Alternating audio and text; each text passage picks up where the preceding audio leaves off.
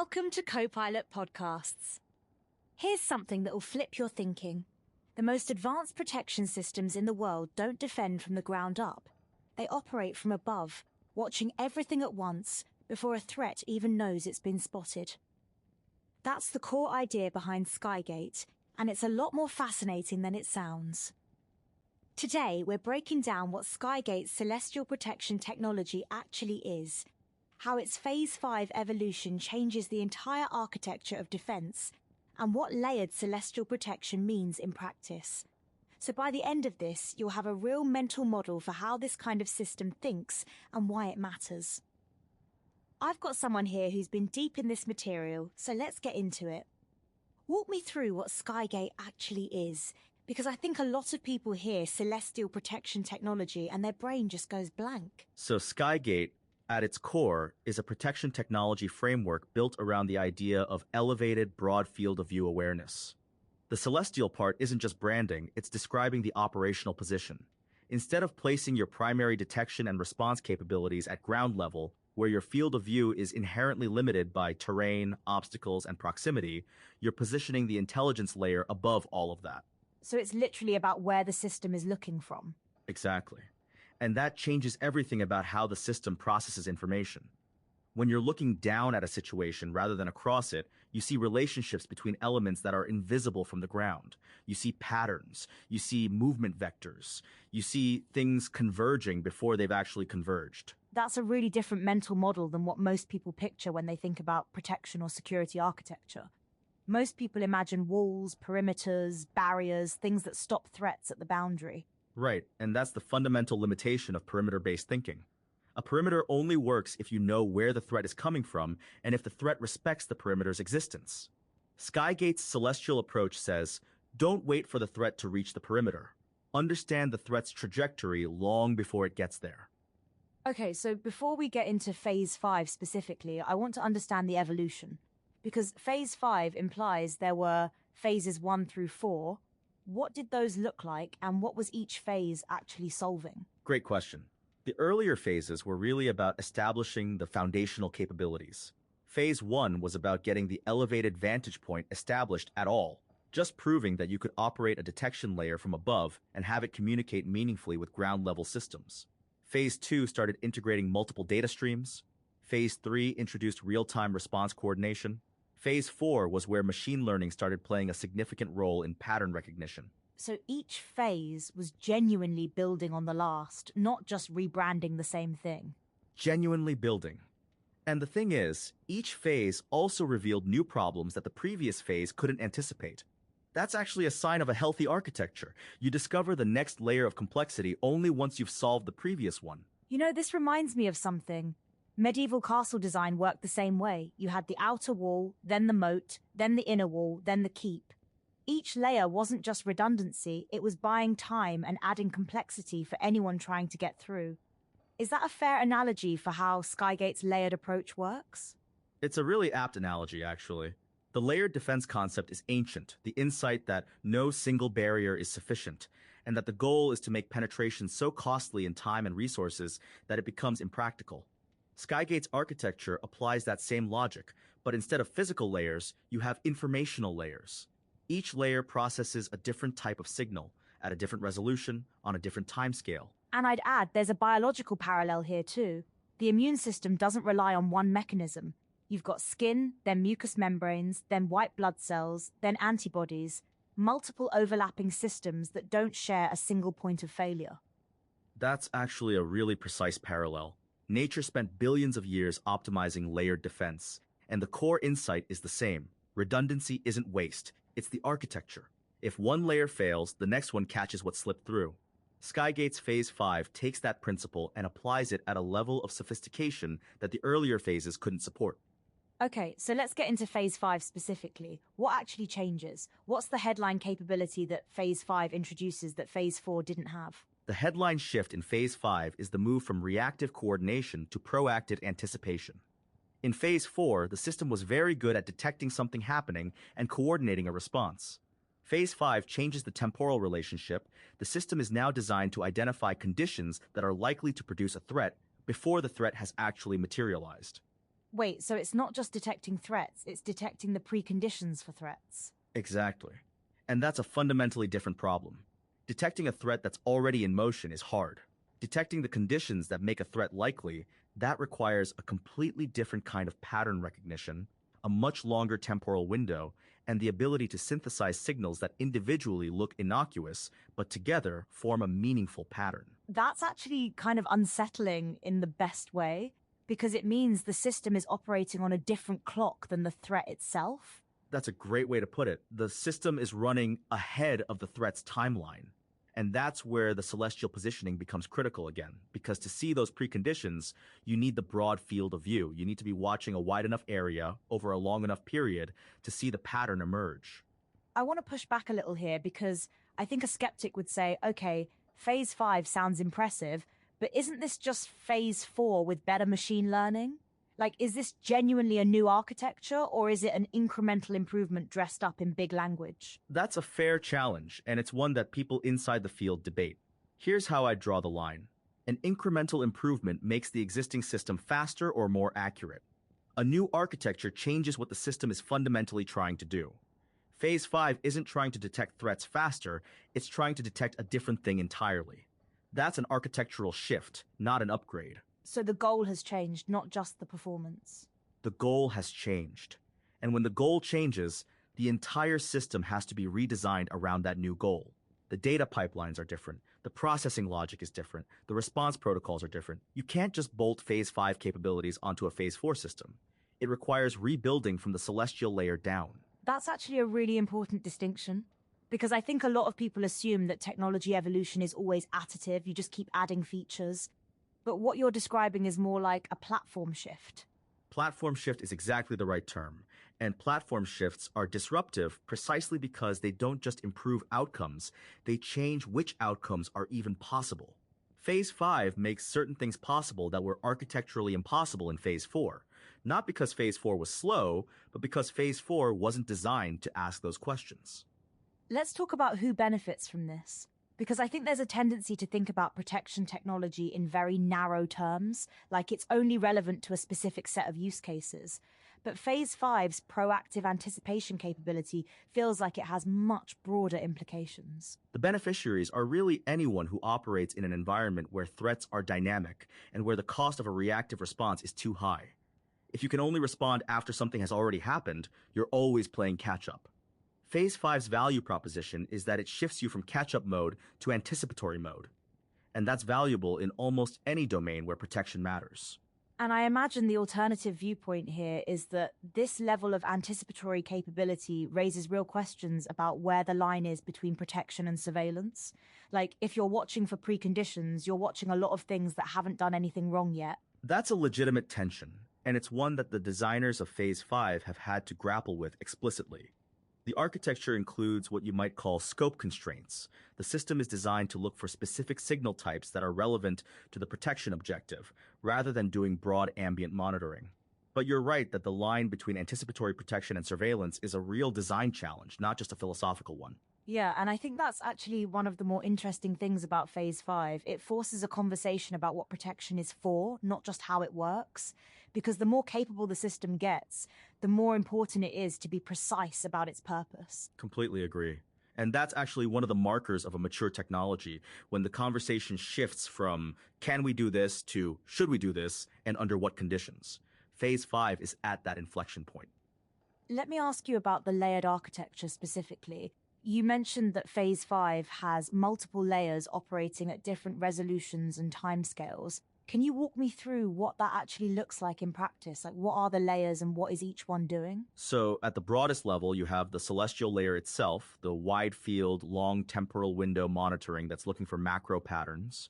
Below that, you have intermediate layers that are processing more localized signals at higher resolution.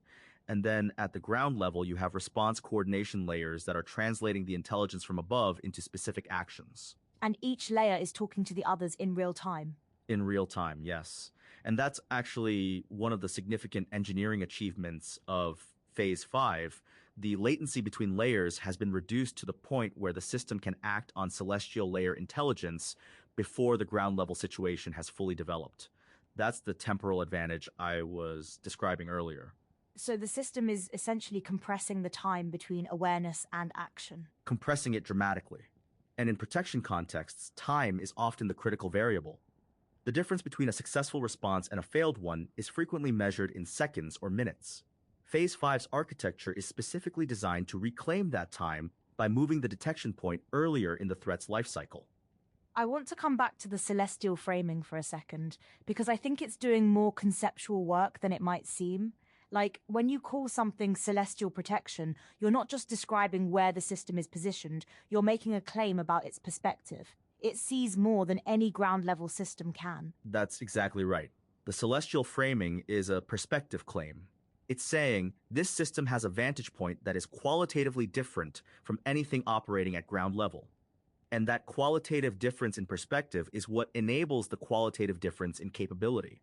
You can't get Phase 5's anticipatory detection from a ground-level system, no matter how sophisticated, because the ground-level system simply can't see what the celestial layer sees. It's almost like the difference between reading a map and flying over the terrain. Both give you information, but the aerial view gives you context that the map can't capture. That's a really clean analogy. And the map versus aerial view distinction also captures something important about the nature of the information. A map is static. It represents what was true when it was made. The aerial view is dynamic. It shows you what's true right now and how it's changing. Phase 5's celestial layer is fundamentally a dynamic, real-time perspective, not a static representation. Okay, I want to shift gears slightly and talk about the redundancy aspect, because you mentioned earlier that redundancy is the architecture, not waste. Can you explain how Phase 5 handles failure modes? Like, what happens when one of the layers goes down? Phase 5 is designed around the assumption that individual components will fail. That's not a pessimistic assumption, it's a realistic one. Any sufficiently complex system will experience component failures. The question is whether those failures cascade or whether they're contained. Phase 5's layered architecture is specifically designed to contain failures. If the celestial layer loses a sensor cluster, the intermediate layers compensate by increasing their own monitoring resolution in the affected area. So the system degrades gracefully rather than failing catastrophically. Graceful degradation is the design goal. And this is where the biological immune system analogy really holds up. Your immune system doesn't stop functioning because one type of white blood cell is depleted. The other mechanisms compensate. Phase 5 applies that same principle, no single point of failure, and every layer has enough awareness of the other layers to compensate when one is compromised. That's actually a really reassuring design philosophy, because I think one of the fears people have about sophisticated protection systems is that they become so complex that they're fragile, like one thing breaks and the whole thing falls apart. And that fear is legitimate for systems that are designed around a single critical path. Phase 5 explicitly rejects that design. The complexity is in service of resilience, not in spite of it. The more layers you have, the more paths exist for the system to maintain its core function, even when individual components are degraded. Let me ask you something that I think gets at the heart of why Phase 5 is a big deal. If you had to explain to someone who has no technical background why this matters, why should they care about Skygate's Phase 5 evolution? What would you say? I'd say, imagine you're trying to protect something important to you. You could hire a guard who stands at the door and stops people who try to get in. That's Phase 4 thinking. Or you could have a system that watches the entire neighborhood, identifies who's been circling the block, notices when someone's behavior changes in a way that suggests they're planning something, and alerts you before they ever reach your door. That's Phase 5 thinking. The difference isn't just capability, it's the entire relationship between protection and time. That's a really clear way to put it. And it also highlights why the celestial perspective is so important. The guard at the door can only see what's at the door. The system watching the neighborhood sees everything. Exactly. And the neighborhood-level view is what makes anticipation possible. You can't anticipate from the door. You can only react. I want to bring up something that I think is worth naming explicitly. The science fiction world has been imagining orbital defense platforms and elevated protection systems for decades, from Star Wars to countless other franchises. And there's something interesting about the fact that Skygate's real-world architecture echoes those ideas in a grounded, practical way. Like, the fiction was pointing at something real. Science fiction has always been good at identifying the right problems before the technology exists to solve them. The orbital defense platform concept in fiction was really about the insight that elevation equals advantage, that if you can see more, you can protect more. Skygate's celestial architecture is the practical realization of that insight. stripped of the lasers and spaceships, but keeping the core logic intact. And maybe that's part of why the celestial framing resonates. It taps into an intuition that people already have, even if they've only encountered it in fiction. I think that's right. Good technology naming often works by connecting to an existing mental model. Celestial protection immediately tells you something true about the system. It operates from above, it has a broader view, it's watching over rather than watching from beside. That's a meaningful distinction, and the word celestial carries it efficiently. Okay, let's start pulling this together. We've covered a lot of ground, from the basic concept of celestial protection, through the phase evolution, into the specific architectural innovations of Phase 5. What's the through line that connects all of it? The through line is a consistent answer to the question, where should intelligence live in a protection system? And Skygate's answer from Phase 1 through Phase 5 has been, intelligence should live as high as possible, with as broad a view as possible, operating as far ahead of the threat timeline as possible. Each phase has been an iteration on that answer, getting closer to the ideal of a system that sees everything, understands everything, and acts before anything has to be stopped at the door. And Phase 5 is the closest that answer has gotten to being fully realized. Phase 5 is the closest yet, and I'd emphasize yet, because the architecture is designed to continue evolving. Phase 5 isn't a destination, it's a platform. The anticipatory detection capability it introduces creates new questions that Phase 6 will presumably try to answer. That's the nature of a healthy technology evolution. So, when you step back from all of this, here's what I think we've actually been talking about. Skygate's Phase 5 isn't just a technical upgrade, it's a rethinking of what protection means. It moves the entire conversation from how do we stop threats to how do we see threats coming so far in advance that stopping them becomes almost incidental. That's the cleanest summary I've heard. And I'd add one more dimension. Phase 5 also changes the relationship between the protection system and the people it's protecting. When you move from reactive to anticipatory, you shift from a system that responds to crises to a system that prevents them. And that changes the experience of being protected. You stop feeling like you're always one step behind and start feeling like you're genuinely ahead of the curve. That's a really important human dimension that I think gets lost in technical discussions, because ultimately, protection technology exists to serve people, and the experience of feeling protected, not just being protected, matters. It matters enormously. And Phase 5's anticipatory architecture is specifically designed to deliver that experience. When the system is operating well ahead of the threat timeline, the people it's protecting don't experience crises, they experience continuity. That's the real value proposition, and it's one that's easy to miss if you're only looking at the technical specifications. Here's what I think is the most actionable takeaway from everything we've discussed. If you're thinking about protection architecture, in any domain, the question to ask isn't how do we stop threats at the boundary. The question is, how high can we position our intelligence layer, and how far ahead of the threat timeline can we operate? That's the Skygate question, and Phase 5 is the most sophisticated answer to it yet. And I'd add, don't underestimate the value of redundancy. The instinct is always to find the single best solution and rely on it.